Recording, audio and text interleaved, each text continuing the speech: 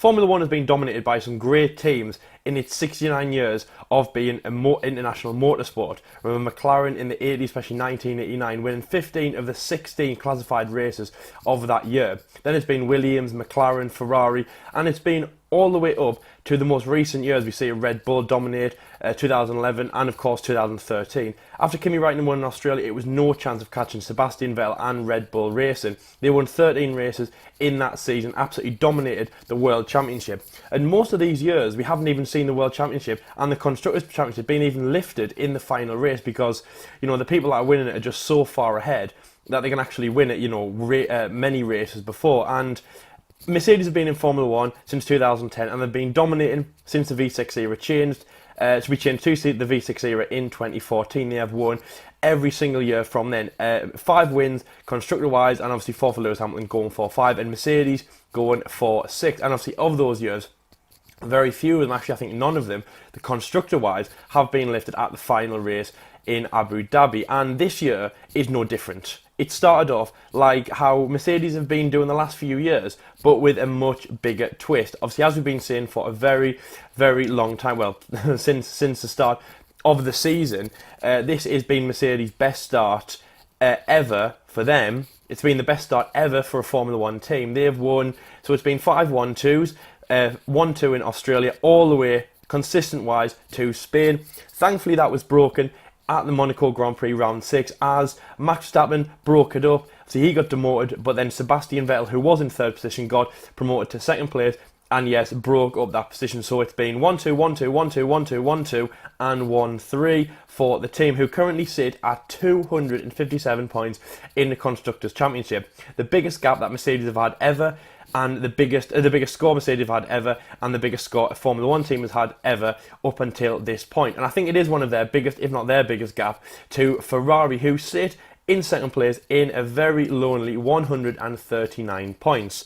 Red Bull Racing are quite close to the Scuderia behind, and again, so that will be their biggest and probably only goal to take them and take 2nd place this year. Red Bull are on 110 points, and as I say then, you know, all 3 teams have ran away with it, or if anything, they're in a class of their own, because then McLaren in 4th place, who, you know, let's be fair, McLaren, who a few years ago were almost at the back of the grid, they are on 30 points, and obviously all the other teams are strung out. So it's really 2 different classes in the World Championship constructor-wise. You've got the first 3 teams, and then you've got McLaren and downwards. Well, I say class of 2. It might be a class of 3 because, as I've just said at the start, you know, nobody in their right mind is going to catch Mercedes. They have started this year like just, it's been nothing we've ever seen before. Now, a lot of people might say Formula 1's boring. A lot of people might say Formula 1 is only one team winning. There's been 2 people in Lewis Hamilton and Valtteri Bottas, and obviously Valtteri is really, really impressing us from what he's done. I think what he's done this season. Obviously, he's had multiple wins, and yes, just really taking the fight to Hamilton. Obviously, 17 points behind him in the World Championship. He could be his only rival. But in terms of Mercedes-wise, yeah, nobody's going to catch them. Mercedes are in a class of their own. And again, like I just said at the start, it's going to get a lot worse. Well, better for Mercedes and worse just for, yes, everybody else. As it's been said that the Canadian Grand Prix round 7 is going. Mercedes are going to be bringing some big upgrades, including an engine upgrade. Obviously, from their manufacturer, Mercedes in Stuttgart, they're going to be bringing an engine upgrade to the Canadian Grand Prix, the Circuit de Gilles Villeneuve, a track that, as I said in the previous show, Lewis Hamilton has won here 6 times, and Mercedes have really been a dominant force here. So, yes, in this episode, we're going to be talking about that, and basically, after that news came out, there's been rumours of it for a very long time. You know, yes, it is expected that they are going to be making upgrades around here. Some of the teams already have Mercedes and not are the only ones that haven't. So that obviously, yes, was on the cards that they would be doing this in Canada. And with all the upgrades that they've been doing, there's a few specs change that they've made to the car. And yes, what's predicted to change from the car, we are just going to be talking about, is Mercedes now an unstoppable car? Have Mercedes, the Silver Arrows, the team with 5 going for 6, as is Lewis Hamilton, have they now made a car that is just completely unstoppable, that is just going to tear Formula 1 a new one, and yeah, it's just going to be like the MP44, but the MP44 on steroids. It's just, yeah, it's absolutely crazy from the German team out of Brackley. So yes, it's going to be really, really crazy. So yes, obviously, since the Monaco Grand Prix, it has been said that Lewis Hamilton has said to the team that he expects an engine upgrade.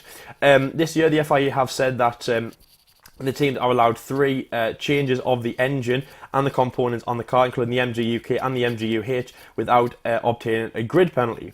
There is 21 races of the season, so if you split that into thirds, that comes to 7 races.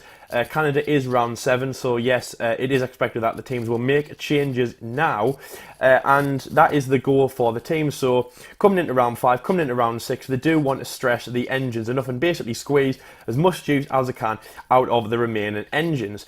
It hasn't gone like that yet. A few teams have made changes before that.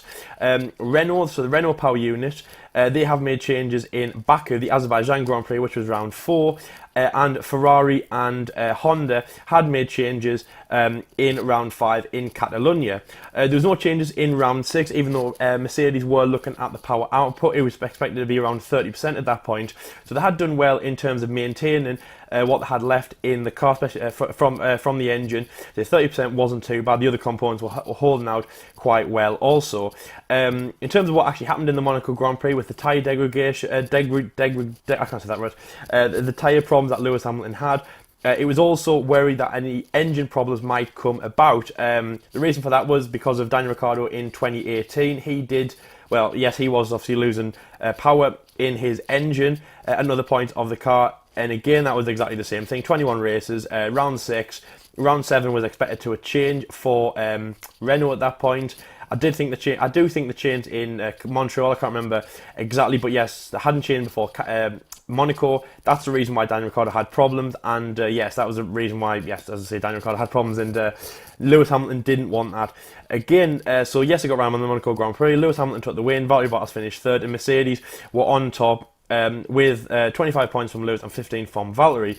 It's been said that Lewis Hamilton, as well as some of the changes, including the strategies, I say he wanted more tyre management and more for the FIA and Pirelli to manage the tyres more. He also was expecting a big upgrade for Canada, and yes, he has got that. So as I just said at the start, yes, so it's round 7. The teams can change. They all aim for round 7. That gives them good consistency. So round 14, which I believe is the Italian Grand Prix, that is the next time they'll be changing. And then, yes, obviously, it will run all the way through. That will mean that, so they've obviously the engine 1 for round 1 to 6, engine 2 for round 7 to 13, and then hopefully engine 3 for round 14 to 21, which will take you to the curtain in Abu Dhabi.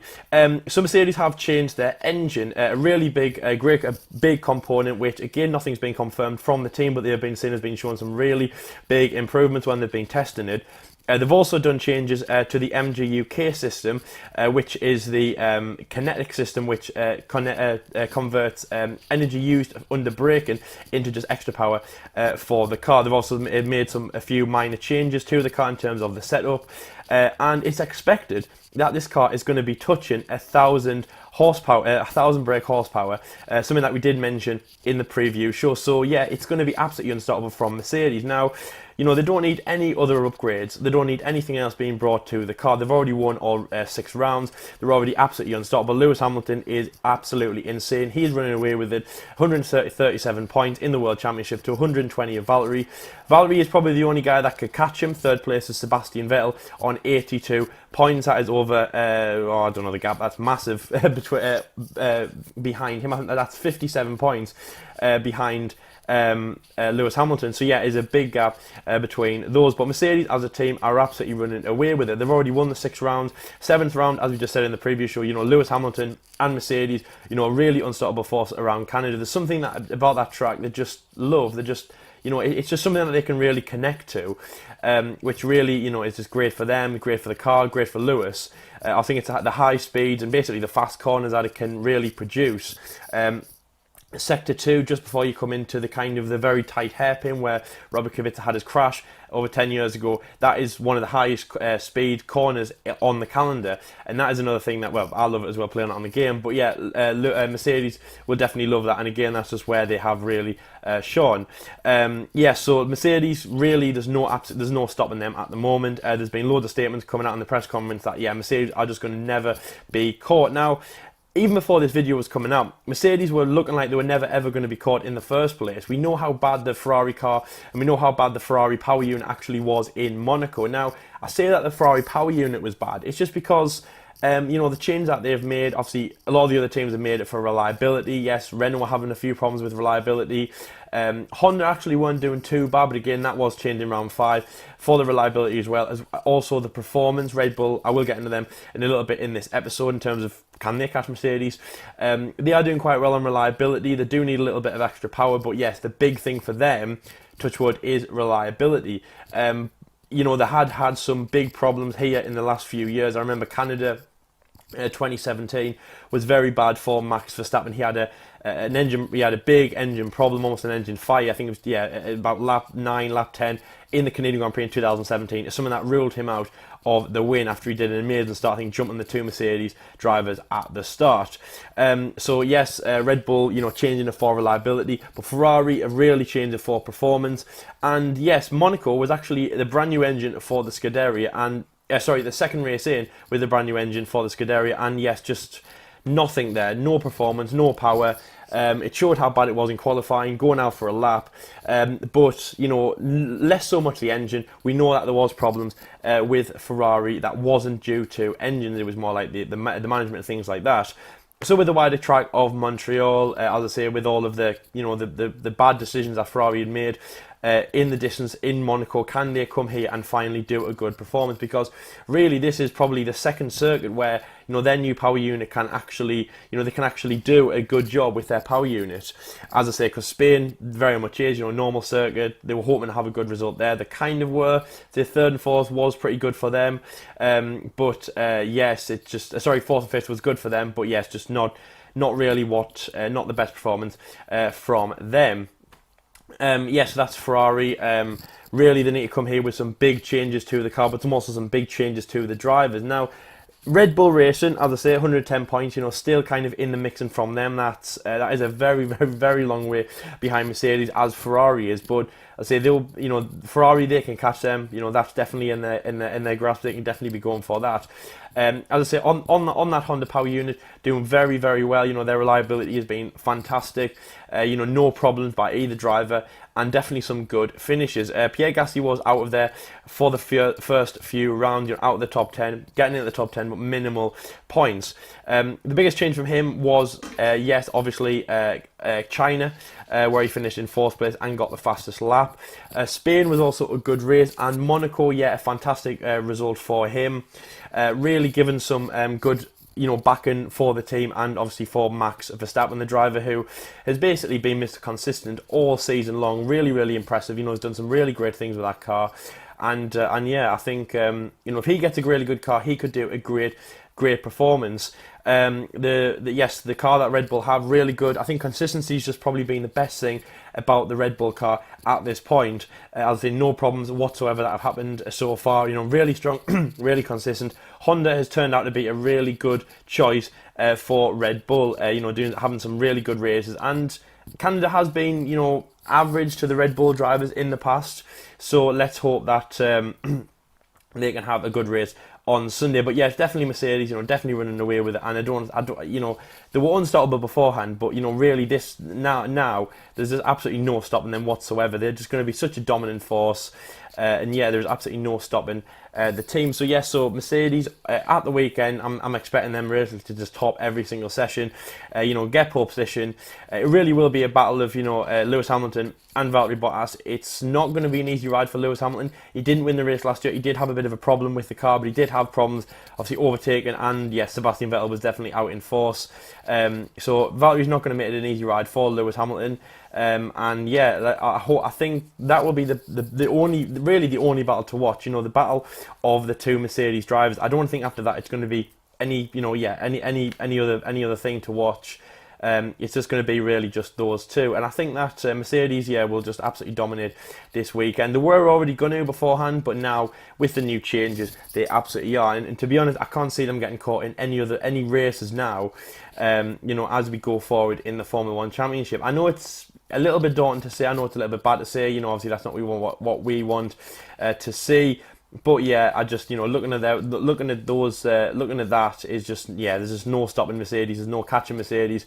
In terms of the battle between Red Bull and Ferrari, Red Bull definitely have what it takes to get, you know, the good positions. Now, Max Verstappen, 78 points in the World Championship. He's going really well at this time. He's only a few points behind. He's 6 points behind Sebastian Vettel. And I think that's one of the most juiciest fights to watch. Because, I mean, this could even change in this race. You know, Max Verstappen keeps getting second places, keeps getting third places, really no lower than like fourth or fifth, but he still gets really consistent points. And Max Verstappen is probably one of the least worried about drivers on the grid at this point. We are, yes, going to make our our half-season review or summer review. I do, you know, Jordan's he's a fan of Max Verstappen this year because of what he's been doing. He thinks he's one of the best drivers of this year. I do think that he's really great. I do think that he's really consistent. I would have hoped that Max Verstappen could have won a race at this point, you know, breaking up the Mercedes. He does a really good job to get there. Jordan said that he was going to win in Monaco, Max. And I was hoping that he would, because he was very, very close to the Mercedes driver of Lewis Hamilton with his tyre problems. And yes, he was on a real force. So Max could definitely get there. That is a really good and juicy fight to watch. As I say, Charles Leclerc, 57 points. He's really sitting behind Max Verstappen. In his first season at Ferrari, in his second season in Formula 1, it's not a great race, not a great result from him. As I say, the Ferrari strategy haven't been the best to him in the past. But yeah, hoping that he will get a good result and help for Ferrari. But yes, back to Max and back to Red Bull. Max is doing a great job. He is really holding the team up. He is really, you know, pulling them forward. He's doing everything for them. 90%. Pierre's definitely still there. He's getting some good results. He's had some great top 10 finishes. I'll say fastest laps. I think he's had 2 fastest laps so far. I'm hoping that he can get on the podium at some point. France is the next racer, Paul Ricard. Maybe you can get one there, but you'll have to wait for this race to see how it goes, and to watch our previous show to see if we think that. But I do think that Pierre Gasly will get a good result, a podium or two, in the next few races. It definitely can do it. He's definitely a good driver, definitely getting there. And I'm a Pierre fan. I've never said that he couldn't do it. It's just been, you know, with Red Bull, the fast accelerating team, would he be there enough to see that? Because, as you know, if you watched last week's episode, Nico Hülkenberg is definitely there, waiting to see if he does a mistake. And it's not confirmed that Nico is going to Red Bull, but he definitely could be there because he's been in Formula 1 for a long time. And yes, apparently there is some big ties with Nico and Red Bull. So yes, you'll have to watch that. But yes, Pierre doing a good job. He does sit in 5th place at the moment. Sorry, 6th place in the World Championship. So a good result from him. You know, he's still being quite consistent in the World Championship. I think that's a good position for Red Bull in the Championship. You know, no lower than that. So I do think that is good. And yes, for a team that is, you know, only 27 points behind Ferrari, I definitely do think that they can get there. And I do think that it's going to be a good fight to watch between Ferrari and Red Bull. But probably the only fight that we can actually watch, because as I've just said, Mercedes, you know, really running away with it. There's just no stopping Mercedes at this time. So that is the Canadian Grand Prix for you. You know, I can almost tell you now that it is going to be, unfortunately, a Mercedes dominant weekend. Ferrari, I mean, Sebastian Vettel, he did win this race last year. It's not been the best for him. Montreal asserted. Remember 2011 when he got overtaken on the final lap by Jenson Button. So, you know, not a great track to suit him, but a track that has suited the Ferrari drivers in the past. At current time, you know, Michael Schumacher does hold the record of 7 wins at the Circuit de Gilles Villeneuve. Lewis Hamilton could break that. He could match that even here. It's a very special track for Lewis. You know, again, as we've just said, loads. He got his maiden win here in 2007 in that McLaren round 7, I think it was. He's had some big races here. I remember 2012 was one of the best wins. Probably one of my favourite wins of Lewis Hamilton. I think he will dominate the race. But Mercedes will, just absolutely take it and just rip it to pieces. But that is a Canadian Grand Prix for you know, it's not going to be very much contested by other teams. But when you look at the other battles that are going on, it's going to be quite juicy.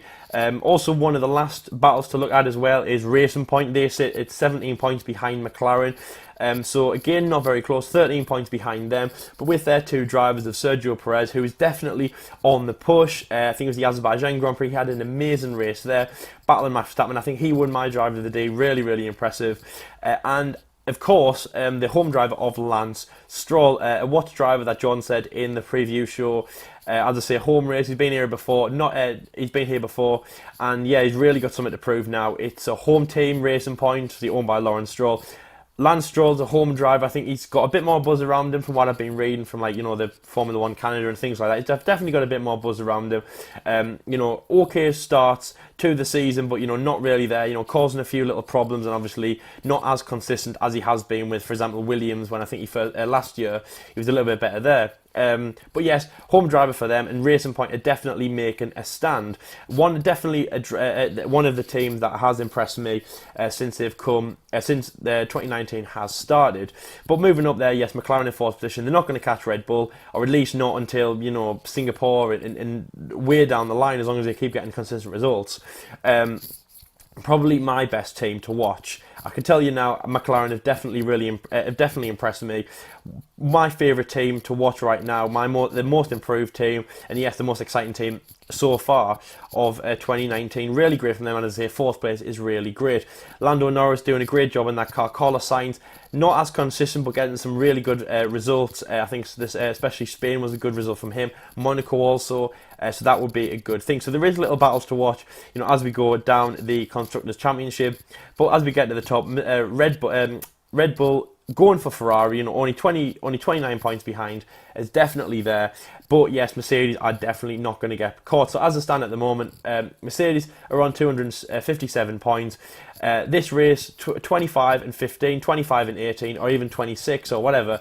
These could be some big crucial points for Mercedes, tipping 1,000 horsepower almost, some improvements. Engine upgrade with no grid penalty. I guess when they changed the engine, a few people were probably hoping for a grid penalty to slow Mercedes down. But yes, absolutely no chance of catching them, and really they are absolutely just running into the wind. Reliability just seems to never hinder them. The last retirement that both drivers had was Austria 2018, the last time Mercedes engines had problems, and again that was down to reliability. So as I've just said there, not all the times engines hold out all 7 races. Austria was around 9 last year. Exactly the same as here, and again Mercedes changed. I can't remember what race it was. Let's just say Canada, even Monaco. It only lasted 3 or 4 races. So again, they don't have to hold it all the time. Maybe they've just done lucky, but yes, it's really, really unstoppable. So Mercedes are looking for the next upgrade to be the Italian Grand Prix, or whatever round 14 is. I can't remember off the top of my head. And yes, it's looking like nobody will catch them. Nevertheless, so it will be a very spicy Canadian Grand Prix, round 7 out of 21 of the 2019 Formula One World Championship, and it's going to be a really good race to watch. A little break out of the European season. As I say, we've had 2 rounds in Europe. We head up to the Great White North, or the Great Silver North, as I should call it now, especially if Mercedes dominate.